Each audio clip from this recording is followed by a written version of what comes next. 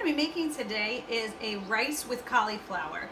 And I used to call this recipe cauliflower rice, but then cauliflower rice became a thing where cauliflower replaces the rice. In this recipe, this is cauliflower in its whole or chopped up form, alongside some rice, some caramelized onions, parsley, a little bit of garlic, and lots of flavor. So the first thing that I did was I took a whole cauliflower and I chopped it up and covered the whole thing in olive oil, a good amount of kosher salt, and black pepper.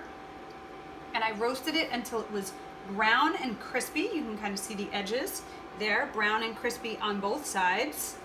And I did this at 425 for about a half hour to 45 minutes. Okay, and then I took one large onion that I peeled and sliced, and I'm going to saute that until it is golden brown. I'm going to add about a tablespoon of olive oil to the pan and half a teaspoon of salt, and also half a teaspoon of sugar. This recipe is from the Finesse 101 Grains Lab, and what it is, the purpose of this recipe is to demonstrate long grain rice.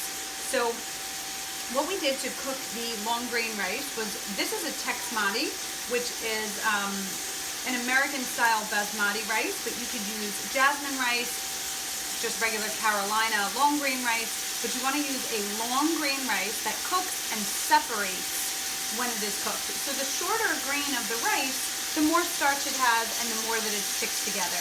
And this is going to be much like a pilaf, where we want all the grains to be separate. So I rinsed my rice, which you should always do, and I have it cooking in a pressure cooker. But you can just follow the directions on the package of your rice.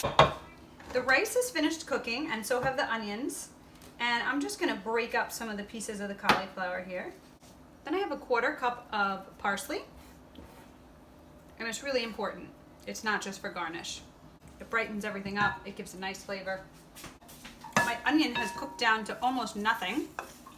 Nice and brown. And I'm using brown rice. In class, sometimes we use white.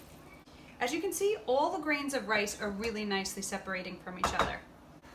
Long grain rice contains more amylose, and amylose is the part of the starch that is long and highly branched, and it causes rice to separate.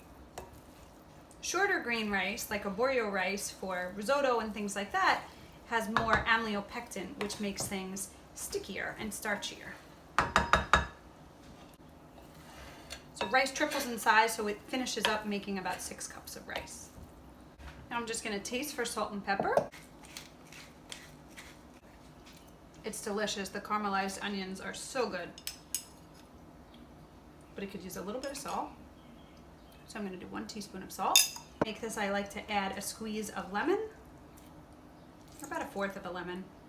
I hope you try this rice with cauliflower. It's always a huge hit in class.